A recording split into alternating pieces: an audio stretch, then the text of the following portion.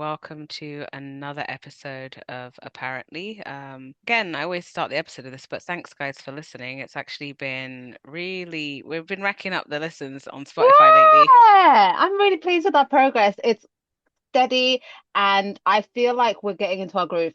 We just have to be consistent. I keep on saying this. We need to We just be are consistent. we are consistent. I think we're consistently bad. No, I'm joking. So what I wanted to do was start the episode a little bit differently, Ladan. So the world is burning right now. Everything is going to shit. And it reminded me of a conversation that we had in my place last year. Everything that I always dreamed and hoped would never happen is happening. Gaza being destroyed, imminent war on Iran, um, certain leaders of certain groups being assassinated, Somalis being public enemy number one. Most importantly, like the genocides happening, Gaza, Sudan, Congo, something. I've been studying Congo for a long time. I actually did my one of my undergrad essays on it, and that was when I first learnt about it, what King Leopold II did to the Congolese people. But yeah, just I feel like this is the worst timeline that I've ever lived in my lifetime, and I just wanted to ask you, are these signs of the end of the world? Because you once said something to me about how there's going to be a big moment of peace in the world, and then it's going to be the end of the world afterwards. So, like, what can you give us? I know that you're not the best Muslim ever. I'm sorry, but like you did give like a religious explanation for it. So let's start with let's give the listener some religion. Thank you for that description of my religiosity. I'm not the best Muslim, but I'm very Islamic in my worldview. Um, how do I see all of these events tying into religion, faith, and all of that? Um, I do think this kind of does tie into signs of the end of the world. I think one of the signs of the end of the world, as far as my reading is that we become quite numb to misery. And I think that's something that's happening more and more as I observe it. But in terms of Islamic, is it eschatology, like the signs of the end of the world? There is going to be apparently a period of peace. Maybe Donald Trump's Council of Peace, is that what he's called it? The new UN. Maybe that will be a sign of the end of the world. But it's going to be a sign of genuine. There's going to be a period of peace, and poverty will reduce. So until that happens, I think we can breathe a sigh of relief. I think we have more misery to come. I mean, your answer it was so much more impressive when you first said it to me. I was like, wow. So the world isn't ending just yet. And But do you want it to end? I want to live to see the world peace a little bit. Yeah. I feel like we've not been able to see that in our lifetime. I don't want to be here for the end, but I do want to see some justice in this world. I don't know if it's going to be literally at the end of times. I want some of it now. I think we need to see look for signs of justice today before we get there. Fair enough. The reason why I wanted to talk about this is because of well, obviously, as you're aware, listeners, between 8th and the 10th of January, there were lots of government crackdowns against Iranian protesters. The Iranian government cracked down against protesters protesting for all sorts of reasons. Some reasons we will never understand, some are quite obvious. But let's just say freedom protests for the sake of argument. We don't live there, so if people want freedom, they want freedom. I'm not like opposed to that. I think it takes a ghoulish mindset to be like, no freedom for you. Do you know what I mean? Like a part of me does feel a bit icky about that. So there's that, but then there's also, potential Mossad involvement and things like that. And not just that, the fact that every Israel demonstration you see the flags of the Shah, Mhm. the royalist flags of Iran. So there are lots of Iranians at those protests. After people who are English, you'll see Iranians at those protests well, not protests, they're demonstrations for Israel. They're not protesting anything. Um, Mm-mm. but the reason why I brought that up is it feels like so predictable to say that we're living in a Black Mirror episode, but after the live streamed genocide, which is still ongoing as of today, which is the 1st of February, we've seen 31 Palestinians in Gaza getting killed by the IDF. So there was no ceasefire, so it's still ongoing. No. But after all of the horror that we've seen for the past 2 years and 4 months, the major gaslighting of first of all, the numbers apparently that the Iranian government have killed, they're saying that, you know what, like 100, 60,000 60,000. in a fortnight? Someone said on Piers Morgan, oh, it's actually more than the people killed in Gaza and stuff like that that just makes you think we're heading into cloud cuckoo land, because these people are not seen as crazy, they're treated as mainstream. But not just that, I think for me, something I've always had panic about for some reason. It's such a pussy way to think about it. But I've always worried about the backlash that pro-Palestine people receive. Like sometimes thinking, Mm. what if someone like did approach me in the street and asked me, why do you hate killing babies so much? What's wrong with you? Why are you against killing babies? It's such a thick, twisted situation where you feel like you're the one who's on the defense just Am because I the you bad guy? am I the bad guy for not wanting to murder babies every day? Is Miss Rachel the anti-Semite of the year? Like certain things like that. But the whataboutism, one of my least favorite words, but it's whataboutism. Well, the reason why I don't like it is pretty sure it's something, if you look in the history, it's actually something that was created by the British to make fun of Irish people during the occupation of Ireland. Mm. Basically Irish people are like, what about this? What about's happened to us? Like, and like, sorry for my Irish accent, but it's like, it's such a, the term whataboutism is a very snark British word. Um, but for example, the reason why I bring that up is obviously at the peak of the genocide in Gaza, a lot of the whataboutism, like, what about this thing that you're not talking about? What about that thing? And now that very same side are saying, what about Iran? Why aren't they're underneath every celebrity's comment saying, why aren't you posting about Iran? Why aren't you protesting about Iran? And Yeah, first of all, those people have never once given two shits about Palestinians. yeah, They've never cared about people in Sudan or Congo. It's such a yeah. sick world. But now I'm seeing celebrities who are very pro-Palestine being overly performative when it comes to Iran and actually affirming some of the Cloud Cuckoo Land stories about 100,000 Iranians killed and things like that. How do Like, we know this? There's a blackout. This is a thing that no one's questioning. But like you said, whataboutism is a way of completely sidestepping reality and pointing the finger back at the person who has been wronged, the people who have witnessed a genocide, victimized by the genocide. And instead of like addressing the wrong in that, they point the finger back and hope to account any accountability. but my question is, how do you think, put yourself in the shoes of a celebrity? I would like to, not for too long. Okay. But imagine you're a celebrity. You're, let's hmm say, Hannah Einbinder, someone who's been relentless in being pro-Palestine and anti-genocide. What do you say? Let's say if you're doing a talk show and you're promoting your show, hmm the show host knows that you're pro-Palestine. hmm And then the show host asks you in front of the audience, I'm going to ask you to be hmm Hannah Einbinder. So, hmm Hannah, why haven't you spoken about Iran? What would you say back to that person? Because it's such a vulnerable place to put you in. It's such a sick, twisted game and a sick, twisted trap that they've put people in. It's not a trap hmm for us because we couldn't give a shit about any sort of pro-genocide sort of talking point. But what would hmm you say to that? Yeah, if I was Hannah Einbinder, Hannah Einbinder, by the way, is an great actress, Jewish actress who's also pretty brave in her anti-Zionism and how she communicates that in defense of Palestinians.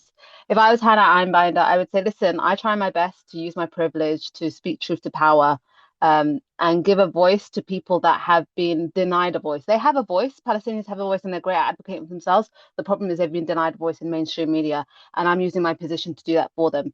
The Iranian people, the protesters, have the support of all of the world government. Just yesterday, the EU designated the IRGC, the Islamic Revolutionary Guard, is that what they're called? Basically, the regime, as terrorists. Donald Trump has been bombing Tehran on and off for the past year, whenever he feels like it. Power is already speaking to the Iranian people. Power is speaking to them through bombs. I don't need to lend my voice to a people, a movement, a struggle that has the support of every Western regime. I'm going to use regime to describe the EU and the US government as well. If the IRGC are a regime, then so are they. So, yeah, you don't need my voice as little Hannah Einbinder if you have Donald Trump dropping bombs on your behalf. Now, if only any celebrity was smart or articulate enough to do that, they would never. They would just freeze up, and it's really difficult. It's 'Cause hard this when the celebrity advocates are not bright because we were talking the other day about uh Joaquin Phoenix. Joaquin Phoenix, he was posting like a fucking a death count ticker on his Instagram, and it was going up to, as soon as it got to 20,000, I had to click out of his Instagram about the Iranian protesters. And I just know Joaquin Phoenix is a really lovely person. He posts about Hin Rajab every single day. He's absolutely devoted to that particular horrific murder. He's actually executive producer on the now Academy Award nominated movie, The Voice of Hin Rajab. Very bitter, very, very bittersweet that it's been Mm-mm. nominated given the circumstances. But also seeing Rosie O'Donnell posting stuff. Now, Rosie O'Donnell's a very special case. She signed the Joe Biden letter at the Oh beginning of the God. genocide. So Rosie O'Donnell is basically, honestly, I'm saying this as a fat person, she's a fat, stupid bitch. She really is a stupid whale, but because she just there's one thing I love about Rosie O'Donnell. First of all, she is my favorite lesbian compared to Ellen DeGeneres, so I Oh, love she's her. best lesbian of all time. Best lesbian No, of no, all no, no, time. no. Cynthia Nixon is the best lesbian of all time. Cynthia Nixon, I think, because she's not a gold star lesbian the way Rosie O'Donnell Oh, is. okay. So, by the way, listeners, gold star means never having slept with a man. Yeah, I think if we're talking about the ones who've never, never, like like a Dabbled. veg, never Yeah. dabbled, I would say Rosie O'Donnell is the best. And also Rosie O'Donnell was speaking out on the show when she was on the View panel. She was speaking out against the invasion of Iraq. So she had her head screwed on earlier, and Ellen DeGeneres was watching tennis games with George W. Bush. So that's the difference. But And yeah. Rosie O'Donnell is she's just a really low IQ heifer. Like I can't deal with her. She signed the Joe Biden letter and then signed, I think, the ceasefire letter afterwards. She's one of those ones. She's We like, love growth. we love growth. No, actually, it's more just, oh, I don't know. I'm gonna pick this one instead. And she does post pro-Palestine things, but then it's cushioned like in between Zionist propaganda. She's still friends with a lot of Zionists, so it's just like really funny. I just think no one on either side takes her seriously. She ran away as a refugee to Ireland, which cracks me up. One of the Because first American refugees of Donald Trump's regime. yeah, I look at it and I'm like seeing videos of the kind of things Palestinians in Gaza have to deal with, and then you see Rosie O'Donnell running away to Ireland because she's afraid of Donald Trump's Truth Social account. She doesn't want to end up arrested like Don Lemon and then released after 5 minutes. Can we talk about Don Lemon and Nicki Minaj? I would I'm rather blown away. you go for it. So Nicki Minaj, I just want to know what your thoughts are about her evolution into a right-wing troll. She's gallivanting with Donald Trump, saying he is she's his biggest fan. She's just using vile homophobic language to describe him. She's calling him a cocksucker. I don't know if I can say that, but whatever. She's calling Don Lemon a cocksucker, a degenerate. Considering how many gay men love Nicki Minaj, that is actually gay men gave Nicki Minaj a career. She is a vile, horrible person, but what do you expect from a low IQ idiot who married a rapist and Yeah, and defended her nonce brother? So I just think Nicki Minaj is a sewer rat. She's not fully all there. Cardi B vindicated. I can't believe, by the way, just for context, I've always had like a soft spot for women who fail in music when they have a flop era. I've always been a big advocate of releasing people from the Kia Asylum. I'll explain the Kia Asylum. Kia Asylum is basically a detention center that's fictional for women who have a flop era. But I actually, when Cardi B came up and became successful and Bodak Yellow came out, I remember feeling really bad for Nicki Minaj. The same way I felt really bad for Katy Perry when Taylor Swift took her career. The same way I felt bad originally. The first Key Asylum that I grew up on was Kelly Clarkson when she got fat the first time. So it's like I've always had like a soft spot for women when they fail. Because and I've always been a stan who's invested in waiting for them to become successful again. I did succeed with Kelly Clarkson because she did make a comeback. And she As a talk lost the show weight. host. And she lost the weight with her karaoke, her karaoke. Mm, Um, I think that Katy Perry will always be in the Key Asylum. I think yes. she's been sentenced to life in the Key Yeah. Asylum. Yeah. But there are people who, instead of being sentenced to life in the Key Asylum, they end up making a pivot, and that's what Nicki Minaj is doing. Mm, She's not going to have a successful career again, mm. but She's she's aged like out as well. Can we be honest? I think she you has, can't yeah. be a rapper in your 40s. And I'm sure that she drank alcohol when she was pregnant. I don't know, there's something Oh, yeah. about Yeah. her. Yeah. Yeah, yeah. Or she that's just my allegedly, apparently, we don't know. We don't know. We don't know, but I do think that yeah, I hope that every barb who's gay boycotts Nicki Minaj immediately. She's genuinely just an awful person. Her fake concern nonsense for Christian Nigerians. If you love Christian, let them all come to America. Let's Yeah, talk like about it. let's talk about that. But they won't do that because they don't want any Nigerian coming to America. But I don't even know where I am right now. So yeah, so Rosie O'Donnell, Mm.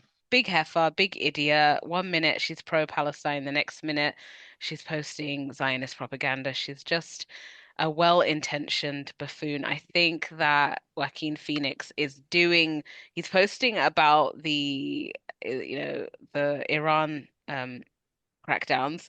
I think because he knows that there's a lot of people keeping a very close eye on the celebrities who are now on the blacklist, Mm. um, Mm. to so he can turn around and say, "No, I did post about it," which is why I think he's doing that. The only people that I can think of right now that I will stick to my guns with are Annie Lennox, Yes. Hannah Einbinder, and Javier Bardem. Javier Bardem Yes. he's led his own Spanish Inquisition. Like Oh, I love him. I love him to Can we, bits. can we talk about very vocal pro-Palestinian celebrities and their partners? So, for instance, Javier Bardem Oh, is a very I thought you were gonna talk about Tom Hiddleston. exactly that's the next person I was going to talk Yeah. about, but I forgot his partner's name. What's her name again? Zawe Ashton. Zawe Ashton is she's a lioness when it comes to Palestine. Her whole social media is very vocal pro-Palestine advocacy. She's also married to Tom Hiddleston, star of the Marvel movies, a very, very prominent actor. Do we know anything about his position on Gaza or Palestine in general? Basically, he is that meme of, the woman who's picking up Kevin Hart, like and cradling him like a baby. Yeah, Tom Will Hiddleston. Ashton. Yeah, I think Tom Hiddleston is being cradled by his wife. I love Zawe and I think she's incredible. But Tom Hiddleston, you fucking pussy. He's such a little pussy. But at the same time, And I think Penelope Cruz. let's park Penelope Cruz for a second. Let's go back to Tom Hiddleston because Okay. I think with Tom Hiddleston, his roles are drying up. He's not a leading man. And I think he's thinking, listen, Zawe, I love you. I want to have all the babies in the world with you. I need to have as many octoroons as possible. And I love you to bits.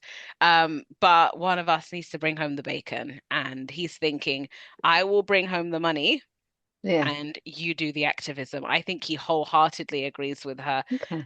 completely, but I think he's thinking in this economy, I one of us has to do the work. Could you see yourself with a man like that who makes those choices? I don't think I could. My answer to that is yes. You could tell which one is a practical sister. Yeah, like You need that mortgage paid. yeah, I think that this is the UK. People who live in London, like people's houses get burgled here, the mansions get burgled here. It's a fucking grim situation. I think it's just I don't know. Part of me, for some reason, thinks if they both lived in America, they'd both be protesting together. But Mm, in the UK, there's something about I do not want anyone to bring this up in a BBC breakfast interview. I just mm. want people to watch my show, The Night Manager, or whatever the fuck it's called. So it's It's a just, very good show, by the way, but yeah. but remember the clientele, the types of Karens who watch that shit. So it's just Yeah. like he needs to keep everyone happy in order to keep getting the work because he is not he's Tom Hiddleston. He's not Tom Hardy. Do you know what I mean? He's not Mm. he's Tom Hiddleston, he's not Tom Holland. He has to He's work. middle ground. He's middle ground. He can't be taking any risks. He's not going to be the next James Bond. He just has to do what he has to do.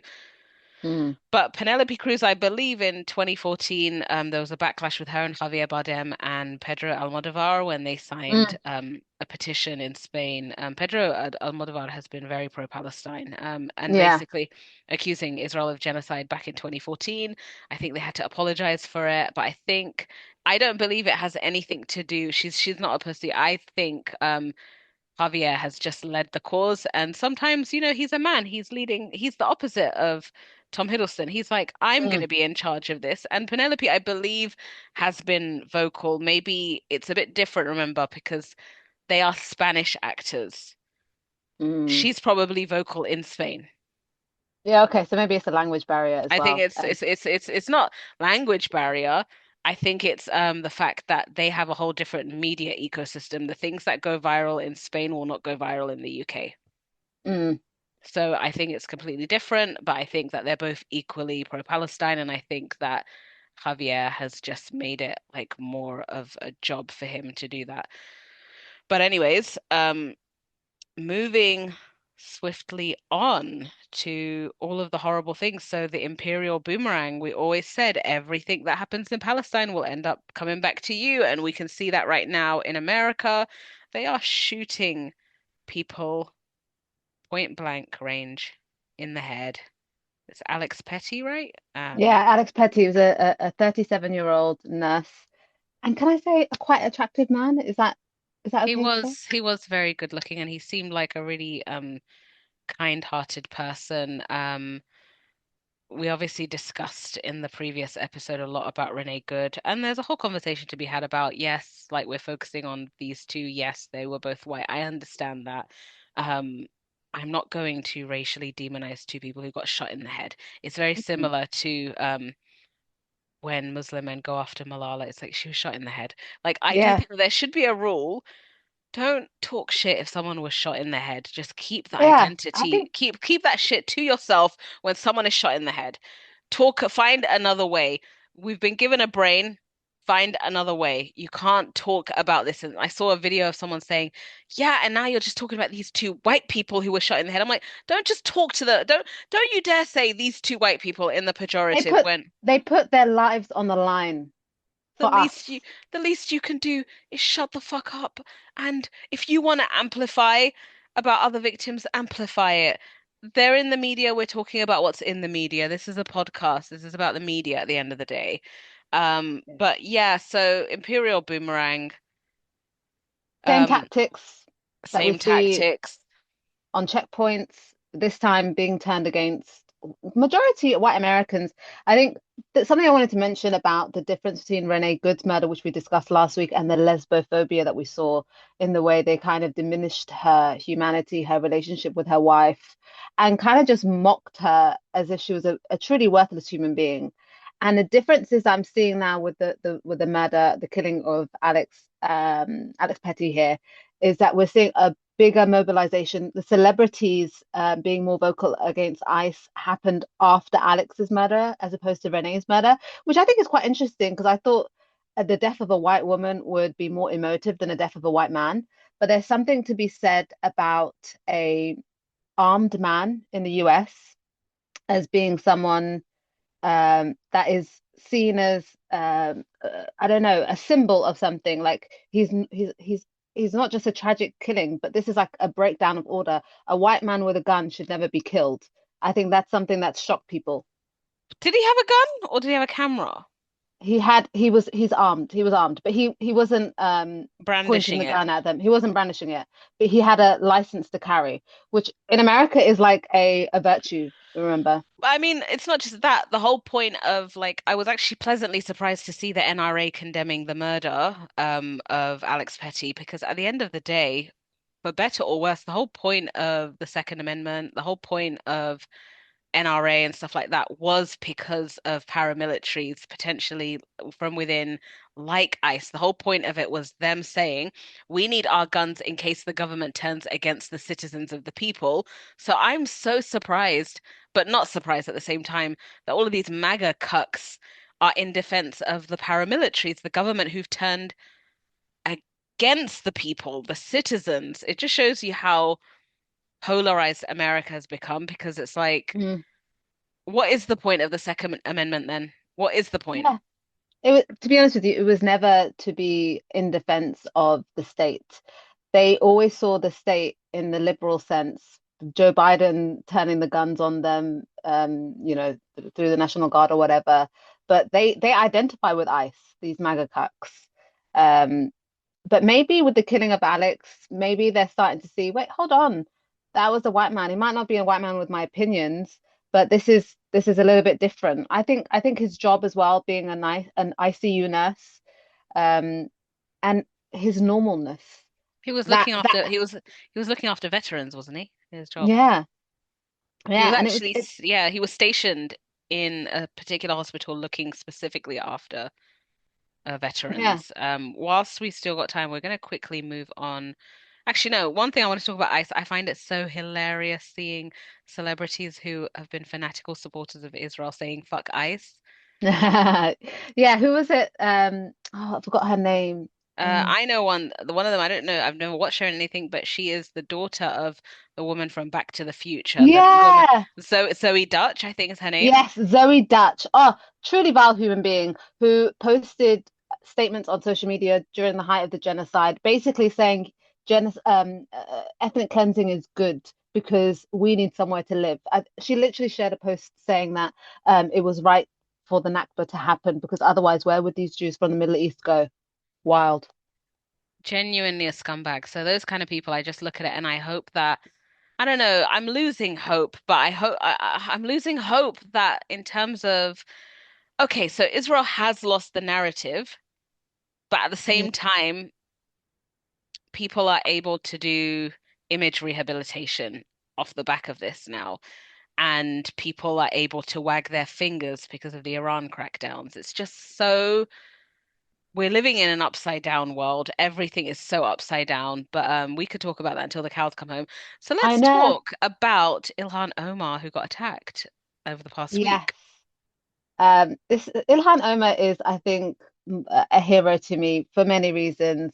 I think she's in Somali, what do we call her? Nagnol, um, which just means, interestingly enough, living woman, but it means more than that. I think it means like a badass woman, a woman who gives no fucks. And I think that's Ilhan Omar. Just also as an aside, the way apparently, allegedly, she moved from her ex-husband to her current husband. Apparently, there's a bit of an overlap. I also think that's pretty cool as well. But anyway, Wait, well, let's talk about that for a second. Can I just tell you something? She's living every Somali woman's dream. You leave a no good husband who's Somali, yeah, to convert a Jewish guy to Islam and marry him. Like, I just think she's an icon. mashallah, that's an MashaAllah, icon. she's a legend. She's living out my dreams, and I'm very proud of her. But anyway, she was attacked by. Tell us about Yes. what happened So to her. yeah, she was speaking in a town hall in Minneapolis, interestingly about ICE enforcement and the program that they're running in Minnesota, which is called Operation Metro Surge, where they're sending, thousands of ICE agents in Minnesota allegedly to surround and capture illegal immigrants. But obviously, we know it's targeted towards Somali Americans. And for the most part, like 86% or maybe even like 96%, correct me if I'm wrong, of Somali immigrants in Minnesota are legal passport owners, American citizens. So it's really a case of intimidation. Anyway, she was speaking about this, and then a man in the audience got up with a needle. It looked like a needle, a syringe, I should say, and sprayed her shirt with it. And the cool thing I loved about that clip was when she squared up to him after her security captured him. And apparently the liquid was like yellow, it smelled really bad. I was really worried that not just that it was acid, that it was urine. There's something about having urine sprayed on me that terrifies me. It looked disgusting. But it I'm was apple happy cider vinegar. apple cider vinegar. Yeah, that's Wow, what it we've was. got we've got a health conscious attacker here. Um, but yeah, no, and apple cider vinegar does fucking stink as well. I So know. that to me is also offensive. I love the way she squared up to him. She understood the assignment immediately. I also Yes. love the fact that she was unapologetically speaking to Somali journalists in Somali, and I love that. she was saying things like, anyone who knows Somalis knows that we know how to fight. Anyone who knows Somalis knows that if you grew up with older brothers or brothers, that you would know how to scrap. And she must have said something, I think maybe I mistranslated. She said, if my security hadn't been there, my hands would have touched him. That's literally what she said. Guarantee that guy in the head. Like my hands would have touched him. I love her. I love her so much. And there's something about her that, wallahi, if that was me, I'm not an Agnol. I'm not a living woman. I'm not someone that could sustain the pressure that she's experienced over the past few years with the allegations about her brother, her finances, her citizenship. Hearing the president of my own country constantly saying, "We're taking your citizenship away. We're going to deport you." That would put me in a state of psychosis. I can't lie. But she's thrived. I think it fuels her, but I really do think that if you can go up to someone and spray a substance on them, then you can shoot them. I'm very Yes. worried for her, and I hope that she gets increased security, and I hope that she is constantly safe. Where are the fucking feminists? Where are they right now? Why do they not consider Ilhan Omar and Rashida Tlaib a woman? Why do Mm. they not care about those women, but specifically Ilhan Omar? Why are they not protesting for her? Why are they not doing demonstrations for her? A lot of great African American congresswomen are in solidarity with Ilhan Omar. I think Diana Ayanna Presley, Presley, there's another one too. Also, I know she got Corey Bush. Corey Bush. There's also a third, but I think that like the way that they've shown solidarity has been incredible. I saw that absolute vile sleep paralysis demon Deborah Messing making fun of Ilhan Omar, and it Yeah. just shows like because Deborah Messing was there at the peak of the 2016 hashtag resistance against Donald Trump, Mm, and now mm. Donald Trump is giving her everything she wants when it comes to Israel. Just shows you what Zionist feminism is. It means nothing. And what liberalism is, because liberalism is it's not radical in any way, shape, or form. So it can bend with the wind. You can be a liberal who was protesting Donald Trump in 2016 and still be a liberal supporting Donald Trump's talking points in 2026 when it means that it's supporting your narrative around Israel. Because liberalism is individualism above everything. Fuck liberalism is what you're saying. Fuck liberalism, fuck Zionism, fuck ICE, and fuck Deborah Messing. She looks like And a goblin. we love Ilhan Omar. That is ultimately the summary of today's episode.